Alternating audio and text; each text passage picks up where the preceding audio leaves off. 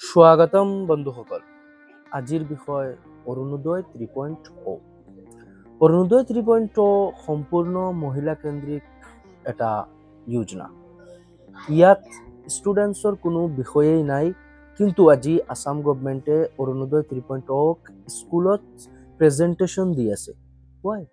Exams reschedule কৰা হৈছে, class বাতিল কৰা হৈছে, কিন্তু কিয়? অৰুণোদয় 3.0 ছাত্ৰ ছাত্ৰীৰ জানিবলগীয়া বা বুজিবলগীয়া কোনো বিষয় নাই। চৰকাৰে মহিলাসকলক যোজনা দিব খুজিছে, পইচা দিব খুজিছে, দিয়ক। কোনোবা খেলপথাৰত সভা পাতক, তাত দিয়ক। ছাত্ৰ ছাত্ৰীৰ ভৱিষ্যতক লৈ অসমত কিয় খেলা কৰা হৈ আছে? অভিভাৱকসকল জাগ্ৰত হওক। নিজৰ ল'ৰা ছোৱালীৰ ভৱিষ্যতৰ সৈতে হেতালি খেলা হৈ আছে, সেই বিষয়ে চৰকাৰক প্ৰশ্ন কৰক আৰু ধিক্কাৰ দিয়ক চৰকাৰৰ এই অৰুণোদয় 3.0 স্কুলক প্ৰেজেণ্টেশ্যন কৰাত। ধন্যবাদ। জয় আই অসম।